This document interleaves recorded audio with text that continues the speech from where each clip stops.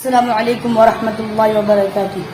میں آپ لوگوں کو علم کی اہمیت بتانا چاہتا ہوں، کیونکہ مذہب میں اسلام کی جو بنیادی ہے اس میں علم ہی کی ضرورت ہے۔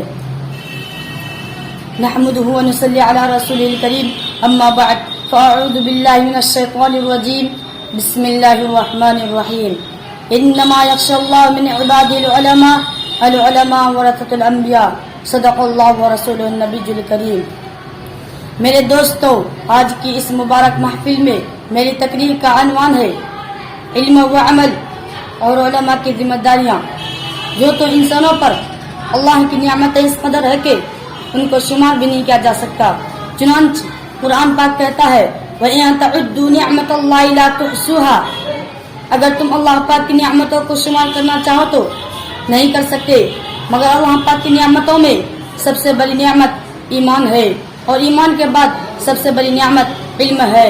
علم وہ دولت ہے جو نبیوں کی میراث ہے، علم وہ دولت ہے جس کو چرایا نہیں جا سکتا، علم وہ دولت ہے جس کو چھینا نہیں جا سکتا، علم وہ دولت ہے جس کو دریا اور سمندر ڈبو نہیں سکتے، علم وہ دولت ہے جس کو آگ کے شعلے جلا نہیں سکتے، علم وہ دولت ہے جو تقسیم اور فنا ختم نہیں ہو سکتی ہے، علم وہ دولت ہے جو مالدار کو بھی پیچھے چلنے پر مجبور کر دیتی ہے، علم وہ دولت ہے جس نے مٹی سے پیدا ہونے والے حضرت آدم علیہ السلام پر بلندی عطا کی۔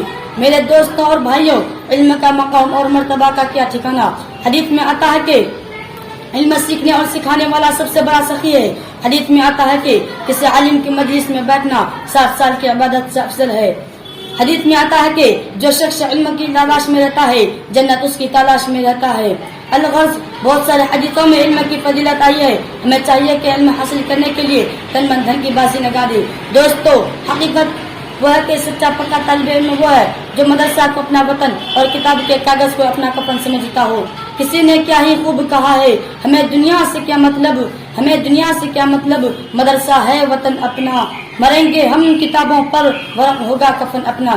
علم کا پیاس اور طلب دیکھیے کہ علماء ابن تیمیہ کو کسی بادشاہ وقت نے کسی فتوے کے نہ دینے پر جیل میں ڈال دیا۔ 3 دن گزر جاتے ہیں، ایک نوجوان طالب علم بادشاہ کے دربار میں حاضر ہوتا ہے اور اس قدر روتا ہے کہ ہر دیکھنے والے کا دل پسیج جاتا ہے۔ جب بادشاہ کی اس پر نظر پڑتی ہے تو کہتا ہے کہ تم اتنا کیوں رہ رہے ہو، بتا دو صحیح، تمہاری مراد ضرور پورا کی جائے گی۔ وہ نوجوان طالب علم فریاد کرتا ہے مجھے جیل خانہ میں بھیج دیا جائے، اس لیے کہ میرا 3 دن سے سبق چھوٹ رہا ہے، میں جیل خانے کی مشقتیں برداشت کر لوں گا اور وہی سبق علماء ابن تیمیہ سے پڑھ لیا کروں گا۔ کاش پروردگار عالم ہمیں بھی اس سچی پکی علم طلب نصیب فرمائے، آمین۔ وآخر دعوانا الحمد للہ رب العالمین۔